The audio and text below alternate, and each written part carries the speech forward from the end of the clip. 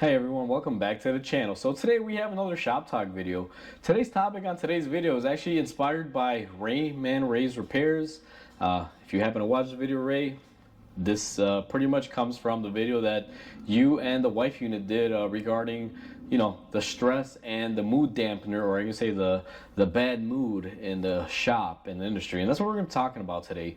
A situation where it was kind of a dark day for me in the shop and I was stressed out because it does happen, and surprisingly enough not many YouTubers, especially in this automotive world, talk about this and relate to this. So I'm gonna give you guys my take on this, and like I said, it's inspired by Ray. So if you're watching, Ray, this one is, I guess you say, from you, for you, I don't know how to say. Anyway, let's roll to the whole topic here. I'm getting off subject.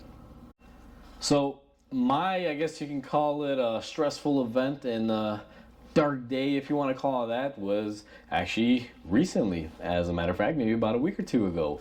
And since we are in the month of Jeep, obviously, what is it going to be regarding the month of Jeep?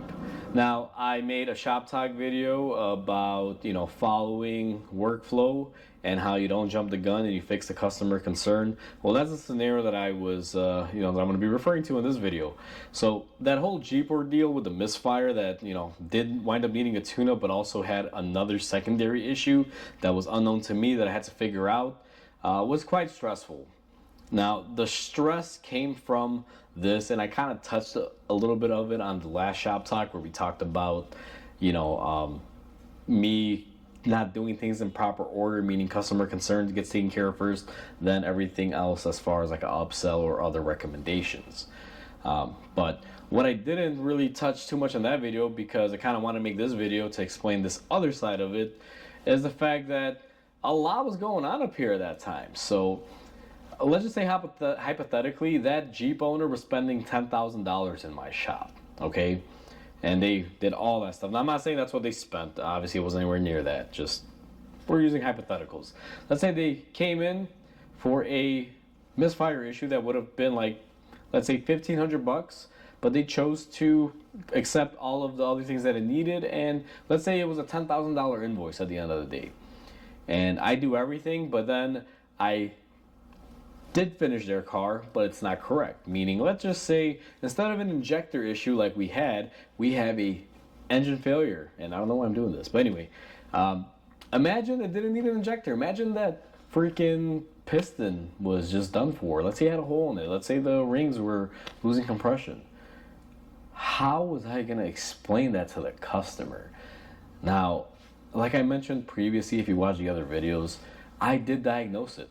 I read the codes, pulled that spark plug, saw that the electrode was pretty much run down and non-existent, and in my head that would cause a misfire because we have a misfire code and it's only that cylinder, and the vehicle owner telling me it never had a tune-up before. 1 + 1 = 2. That's how it typically works. I couldn't anticipate the bad injector because, like I mentioned previously, we had done the injectors about a year ago. So that never really, it was there, but didn't really cross my mind at the moment, like right away. But in my head, what I was going through when I was diagnosing it, it was a mix of stress with frustration and feeling like a freaking idiot. I'm just going to call it like how I felt it.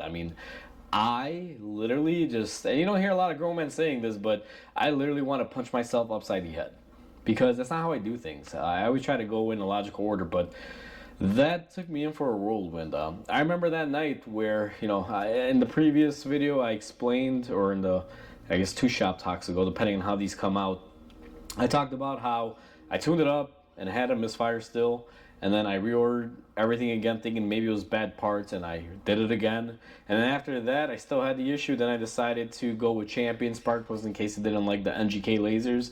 I swapped it out, and that still, it had a misfire, and then we figured out it was an injector. Well, that all happened in a very long day. That particular day I came in, it was about 5 a.m., started working on it because I knew I had a lot to get done under a certain amount of time, and I had that issue, pop up, and it took my already long day and turned it into an even longer day because typically try to get in early in the shop. I try to get out of here by, let's say 6, 7 o'clock at the very latest, and even that's something I'm out of here earlier. But that day wound up being I was here till about the crack of dawn, literally. Uh, I was in the shop till about 2:30 in the morning, getting that truck ready, getting that truck done. Now, a lot of you may say, Mike, that's not something that you should do. It's not healthy, to work that long, this or that.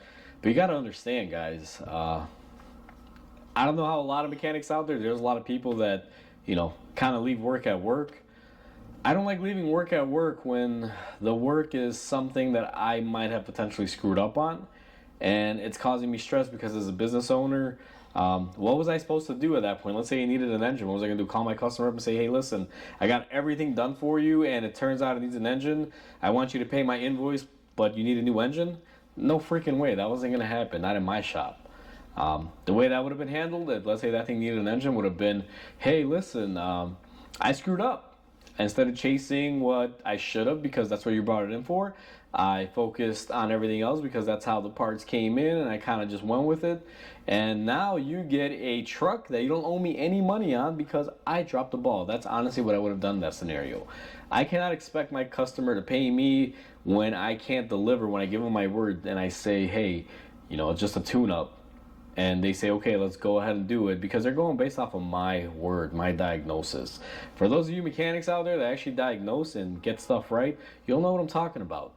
For those of you that don't diagnose stuff right, I mean, I've seen it where some mechanics are, you need this. They do it, doesn't fix it. Oh, it's okay. Now you need this. Like, I don't do that here. I don't play that game. No parts can loading.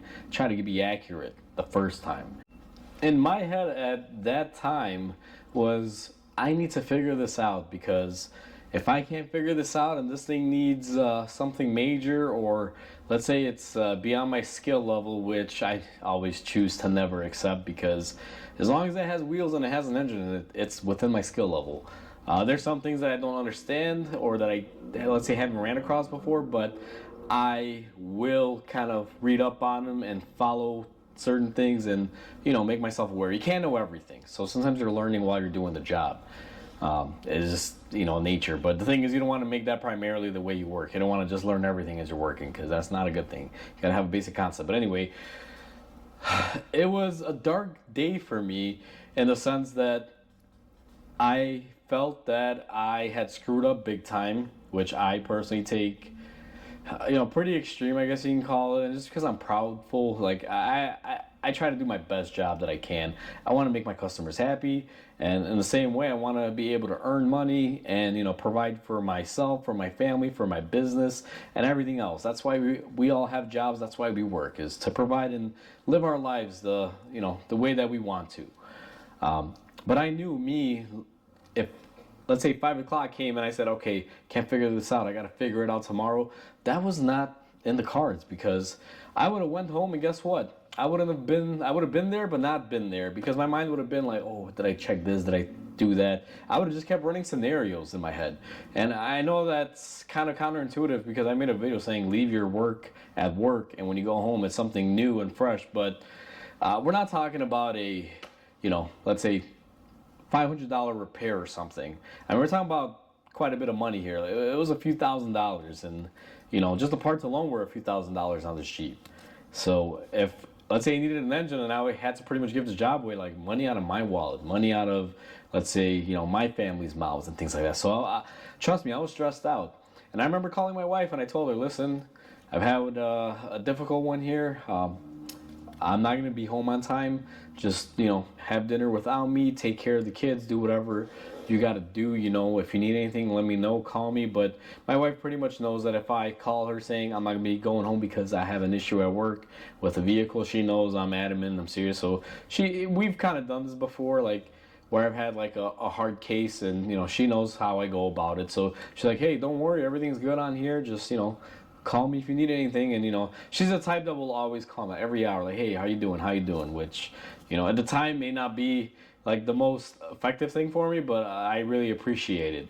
But either way, if I had went home, I wouldn't have, stopped thinking about the problem. So what I chose to do was just stay here and, either one, figure out the problem on what this vehicle needed, or two, make the call that it needed an engine or possibly something bigger that I missed.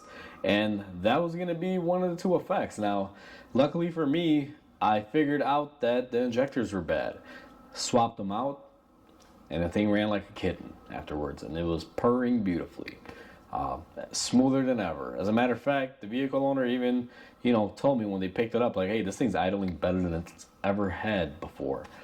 Which, felt great knowing that, but sometimes, guys, in this field, especially if you're a business owner, if I worked for a dealership, you could turn off your brain at night, 5 o'clock comes, roll out, you don't care. At the end of the day, what's the worst that can happen? You get let go because you misdiagnosed something, and the dealer has a bunch of revenue streams to pay for everything. Me and my shop can't do that. I mean, I do have reserves for a oopsie moment that I always, have saved for in case something does happen, like a rainy day. But, I mean, I never want to use it. And it gets me. So for me, there's no, hey, this is not working out. All right, light switch off. At the end of the day, I'm going to go home and relax, because guess what? Tomorrow, when the problem is worse, it's still on me, because I'm the shop owner. I do everything. So that was, I'm going to say a dark 20 hours or whatever you want to call it in my life. Now, I'm not saying it's always that way, but sometimes, once in a while, stuff like this can happen, even though I try not to let it happen. But just want to bring everyone up to speed that as mechanics, we do have our days that work in this field. Now, as humans, we'll have dark days, stuff happens, I get it, but this field sometimes will kind of, give you one of those days, to say the least. And I just wanted to share that with everyone, kind of talking about this and having you guys listen to it. It's kind of de-stressing in a way, because, I'm the type of person that if I have an issue, I prefer to talk it out than just sit there and, fester it and just think about it. So, if you're made it to the end of this video, thank you for, being here. I really, truly appreciate it. And with that, I'm going to close out this video because, I shared my experience and, just wanted to make it aware that it happens to all of us. And hopefully you can use this video if you're going through something like this, because it happens. We're all human. So, like always, guys, I'm going to leave you with comment, like, and subscribe, because it definitely helps the channel out. Hope everyone enjoyed this video, and I'll hope everyone has a wonderful day, and I'll catch you on the next video.